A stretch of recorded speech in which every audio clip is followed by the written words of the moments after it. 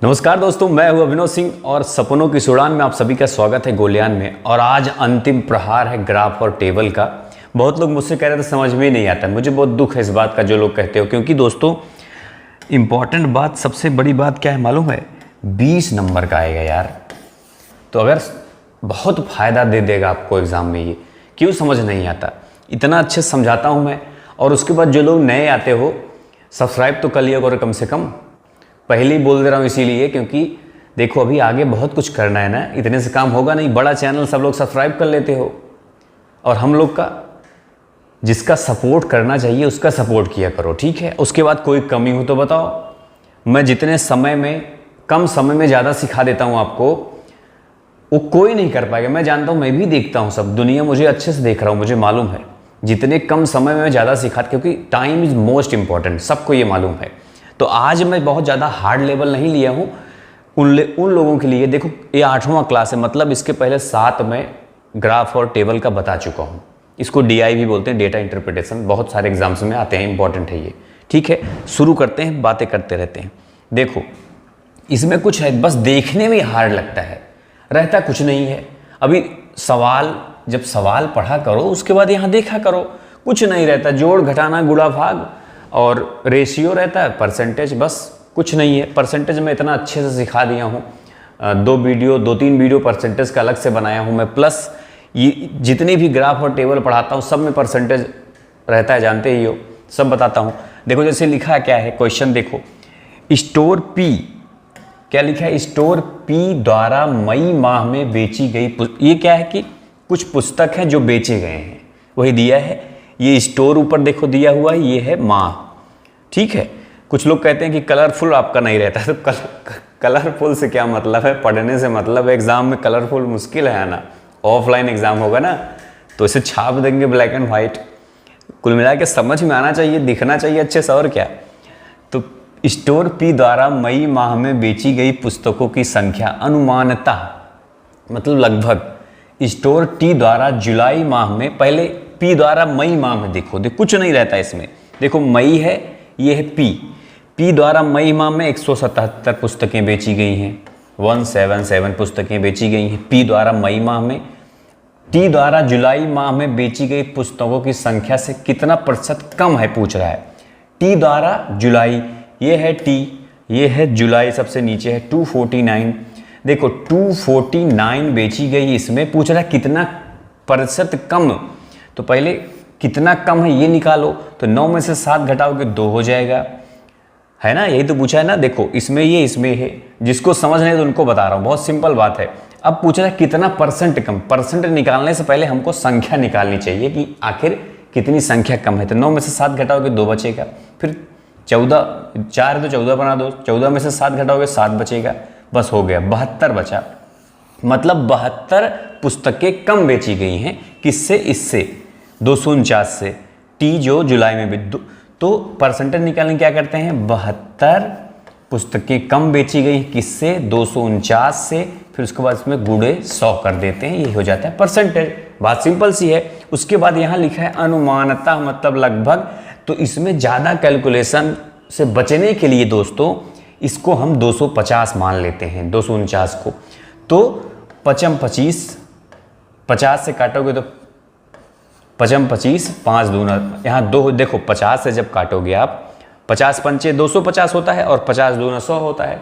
तो ऊपर 2 हो जाएगा, यहाँ 5 हो जाएगा, मतलब आसानी से आपका कट गया।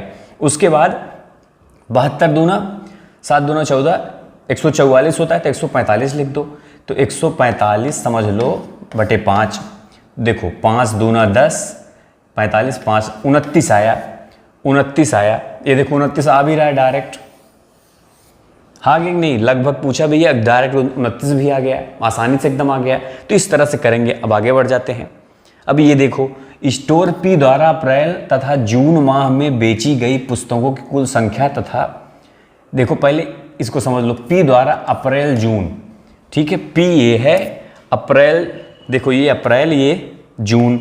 156 और 220, 156 और 220, इसको जोड़ दो, 6 5 2 7 2 1 3, 376 पुस्तकें P द्वारा अप्रैल और जून में बेची गई हैं, कंफर्म हो गया। उसके बाद क्या कह रहा है?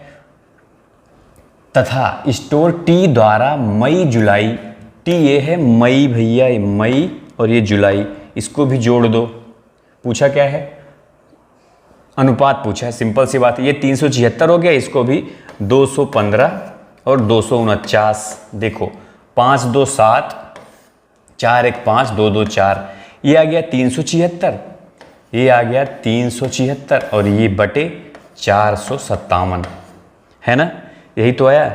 9 5 नहीं, 414, यहाँ 4 आना चाहिए, 9 5 14 होता है और 4 1 5 1 6 यहाँ होना चाहिए। 6 4 6 यहाँ 6 होगा दोस्तों, मिस्टेक ना हो जाए, और 2 2 4 सही है। 464 नीचे आया, ऊपर 376 आया, ठीक है, ये आ गया। अब इसको काट देना है बस, सिंपल। अनुपात पूछा है तो काट के एकदम लेटेस्ट ले जाना है। तो 2 से 2 1 कम 2, फिर यहाँ 1 17 बच जाएगा, 2 2 8 16 और 2 8 188 नीचे ऊपर आ गया। यहाँ 2 दूना 4 और 2 3 6, 2 दूना 4, 232। अभी 2 से और कट जाएगा, फिर 2 9 18, 2 चौके 8, ये 2 1 कम 2, 2 1 कम 2, 2 छंग 12 भी और कटेगा, 2 पंचे 10 और 2 अट्ठे 16, 58 आ गया, और 2 चौके 8, 2 सत्ते 14, 47 58, 47 58। देखो ये आंसर है भी, है ना, 47 58 हमारा उत्तर भी हो गया। यही है अनुपात, सिंपल सी बात है। अब आगे बढ़ जाते हैं। अब ये वाला देखो, यदि स्टोर QS तथा T द्वारा अप्रैल माह में कुल बेची गई पुस्तकों की संख्या 30% शैक्षणिक पुस्तकें हैं, तो इन्हीं स्टोरों द्वारा अप्रैल माह में बेची गई अशैक्षणिक, शैक्षणिक मतलब अशैक्षणिक, समझ लो 2 टाइप के पुस्तकें हैं जो कि बेची जा रही हैं। QST अप्रैल माह, चलो ये अच्छा कर दिया कि अप्रैल माह में किया है। 208 187 175, पहले इसको जोड़ो, 208 187 और 175। देखो अब इसको जोड़ दो, कह रहा है कि इस पहले जोड़ने के बाद देखो 8 7 15, 15 5 20, 2 कैरी हो जा, 8 7 फिर 15, 15 2 17 और 2 2 4 1 5, 570 पुस्तकें कुल आई, जिसमें से कह रहा है दोस्तों 30% पुस्तकें शैक्षणिक है, मतलब पढ़ने योग्य हैं, बाकी अशैक्षणिक हैं। तो पूछ रहा मतलब शैक्षणिक अगर 30% है तो अशैक्षणिक कितनी होंगी? तो 70% होंगी। पहले हम 30% निकाल लेंगे, तो जो भी आएगा उसमें इसी में से घटा देंगे तो 70% आ जाएगा। सिंपल सी बात है कि नहीं? ये 1 0 कट गया, ये से ही कट गया, अब आ गया, सिंपल सी बात है। फिर इसे गुणा कर दो, 7 3 21, 5 3 15, ये आ जाएगा 171, यही तो आएगा बिल्कुल। 3 7 21, 3 5 15, 171 पुस्तकें शैक्षणिक हैं। अब अशैक्षणिक कितनी होंगी? तो 570 में इसको घटा दो, है कि नहीं? 10 में से 1 घटाओगे 9 आ जाएगा, 9 2 में है, अभी रुक जाओ और एक बार करते हैं। फिर ये हो जाएगा अपना 17 हो गया था, 16, 16 में से 7 घटाओगे तो फिर 9 आ जाएगा, 9 9 2 बार है, ये है 399 उत्तर हो गया आपका। अब 4 में से 1 3 आ जाएगा, मतलब 399 उत्तर हो गया। मतलब 399 जो है अशैक्षणिक पुस्तकें हैं। ऐसे ही करते हैं, एकदम हलवा है। अगर क्यों नहीं समझ में आता? जोड़ घटाना भाई सब तो हो रहा है। चलो आगे बढ़ते हैं। अब इसको देखो, मेन चीज़ दोस्तों क्या है कि आपको जो 20 में 20 लाना है, बस इतना मान के चलना। सब लोग नहीं ला पाओ, लेकिन जिनको समझ में आ रहा है कम से कम वो लोग तो ले आओ। इसमें कुछ है नहीं, कोई कॉन्सेप्ट नहीं होता, बस कैलकुलेशन इंपॉर्टेंट है। यहाँ से देख के यहाँ आपको देखना पड़ता है, सिंपल सी बात है। स्टोर R द्वारा अप्रैल जून तथा जुलाई, स्टोर R द्वारा अप्रैल ये है, जून ये है और जुलाई ये है, में बेची गई पुस्तकों का औसत तीनों जोड़ लो, 3 से भाग दे दो। भाई औसत का मतलब क्या होता है? टोटल योग बटे टोटल संख्या। टोटल योग कितना है पहले ये जोड़ लो, शॉर्ट टिक में लगाओ, डायरेक्ट जोड़ लो। 6 5 11, 11 और 8 19 होता है, 19 का 9 लिख देंगे। नीचे 3 रहेगा, सब जानते हो, 3 3 9, आखिरी में 3 आएगा, 2 में है, फंस जाएगा मामला। देखो नीचे 3 आएगा और 1 कैरी करेंगे। देखो 8 1 9 नहीं, 3 1 4, 7 4 11, 1 12, यहाँ पे 2 आएगा। अब जो होशियार होगा वो कहेगा कि 3 3 9, आखिरी में 3 है, उसके बाद 3 चौके 12 के अलावा यहाँ कुछ होने का चांस नहीं है। बोलो 12 ये वाला उत्तर हो जाएगा आपका। फिलहाल देख लेता हूँ। 2 2 4 2 6 1 7, यहाँ पे 7 होगा। जब 7 होगा तो 3 1 कम, 3 दूना 6, 3 चौके 12, यही आएगा, है कि नहीं? तो आपका ये भी उत्तर हो गया। औसत का मतलब औसत निकाल लिया, तीनों जोड़ के नीचे 3 से डिवाइड कर दिया। आगे बढ़ जाते हैं। स्टोर क्यू द्वारा मई तथा जुलाई में कुछ बेची गई पुस्तकों की संख्या तथा स्टोर एस द्वारा, पहले स्टोर क्यू द्वारा मई तथा जुलाई देखो भैया। स्टोर क्यू द्वारा मई में ये है, जुलाई में 188 है ना। 8 7 15 जोड़ लेते हैं, 9 8 17 1 18 और 2 1 3, 385 आ गया। 385 आ गया। और क्या कह रहा है? कुल बेची गई पुस्तकों की संख्या तथा स्टोर एस द्वारा मार्च तथा जून में बेची गई। अंतर पूछ रहा है, बहुत सिंपल सा है। एस में मार्च तथा जून, भैया मार्च है 253, जून कहाँ है 265, इसको भी जोड़ लो। 5 3 8 और 6 5 11, 1 2 2 3, 2 2 4 1 5, है ना। यही तो छपा जिगर, हाँ उल्टा है क्या, मतलब 8 में से 5 घटाओगे, ये 5 नीचे होना चाहिए, 8 और 3 ऐसे घटेगा। 8 में से 5 3 और ये 11 हो जाएगी। 11 में से 7 घटाओगे 3 1, 133, ये हो गया। सिंपल सा हो रहा है कि नहीं हो रहा है? एकदम आसानी से। अब आगे बढ़ जाते हैं। अब ये देखो, ये ग्राफ, वो टेबल था, ये ग्राफ है। 2 टेबल आएगा आपके एग्जाम में और 2 ग्राफ आएगा, और ऐसे ही रहेगा एकदम जैसे मैं बता रहा हूँ। बहुत, अब इससे ज़्यादा हार्ड नहीं होता कुछ। ग्राफ और टेबल में क्या रहेगा, बहुत तरह कैलकुलेशन, गुणा ज़्यादा कर देंगे, भाग ज़्यादा कर देंगे, है ना, बस यही, और कुछ नहीं रहेगा। कुछ लोग को ग्राफ इजी लगता है, कुछ लोग को टेबल। मेरे ख्याल से ग्राफ ज़्यादा इजी होता है। क्यों? क्योंकि टेबल में अक्सर देखा हूँ ज़्यादा आपको जोड़ना घटाना पड़ता है, ग्राफ वाले में कभी कभी कम रहता है। चलो, वर्ष 2006 में बिक्री की तुलना में वर्ष 2008 में बिक्री कितने % की कमी आई? वार्षिक बिक्री दिया है करोड़ में, 6 और 8 की बात कर रहा है। 6 ये है और 8 ये है, कमी आई। 6 में कितना था भाई? ये 6 था, 5 हो गया। 6 से 5 हो गया, मतलब 1 करोड़ में दिया है, 1 करोड़ की कमी आई। किससे? 6 से गुणे 100, है ना भाई। 6 से कितनी कमी आई? 5 हो गई। 5 मतलब 1 की कमी आई। 6 में से 5 घटाओगे तो 1 हो जाएगा। 1 की कमी आई, तो कितने से कमी आई? 6 से कमी आई। 6 करोड़ था तो 5 करोड़ हो गया, मतलब 6 करोड़ से 1 करोड़ कम हो गया। इसीलिए 6 करोड़ से 1 करोड़ कम हो गया, तो 1 ऊपर लिखते हैं, 6 नीचे लिखते हैं, गुणे 100 कर देते हैं, तो आ जाता है 3 दूना 6, 50 दूना 100, 50/3, तो 16 3 48, ये आ गया उत्तर आपका। बहुत आसानी से हो गया ये। आगे बढ़ते हैं अब। ये देखो, वर्ष 2002 में बिक्री का वर्ष 2007 में बिक्री के साथ अनुपात बताओ। ये देखो, सिंपल सी बात है। 2 में 2 है और 7 में भैया 6 है। 2:6, मतलब 2 1 कम 2, 2 3 6, 1:3। ये तो हलवा एकदम ऐसे भी आएगा, 100% आएगा। देखना, एक आध तो मिलेगा ऐसे आपको, फटाफट हो जाएगा सब। 2003-2007 की अवधि के दौरान कंपनी की औसत बिक्री 3 से 7 के बीच। देखो, 3 ये है और 7 कहाँ है भैया? ये है। अभी इतना यहाँ से लेके यहाँ तक जोड़ लो, उसके बाद 1 2 3 4 5, 5 से डिवाइड कर दो, नीचे 5 पहले लिख दो। देखो, 4 3 7, 10 7 17 और 17 ये 12 हो जाएगा दोनों ना, 6 6 12, 12 17 29, 29 को 5 से डिवाइड कर दो तो 55 25, 4 बच जाएगा 40, 5 8 40, 5.8 एकदम हो गया कि नहीं? अब आगे बढ़ जाते हैं। कुछ नहीं, एकदम हलवा होता ही है। जो डरते हो ना, फोकट का डरते हो। वर्ष 2005 में पिछले वर्ष की तुलना में बिक्री में वृद्धि का प्रतिशत। 2005 कहाँ भैया? ये है, यहाँ 10 हुआ। पिछले वर्ष 4 में 4 हुआ था। देखो, 4 से 10 हो गया, मतलब कितना बढ़ा? 6 बढ़ा ना। 4 करोड़ से 10 करोड़ जब बिक्री हो गई तो कितना बढ़ा?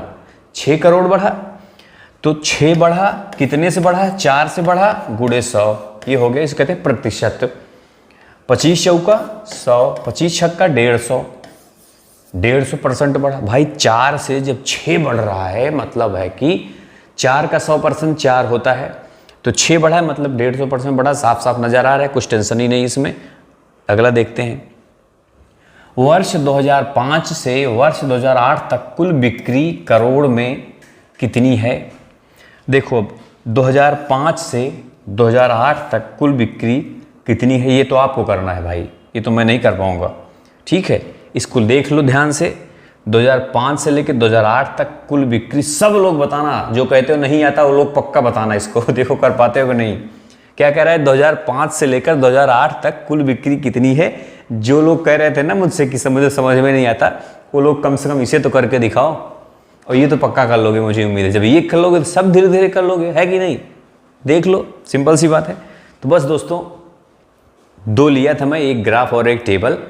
अंतिम प्रहार है ये, और जो पूरा शुरू से अभी तक देखा होगा वो तो 20 का 20, देखो सोचो जरा, 20 नंबर तो आपको यूं ही मिल जाएगा एग्जाम में।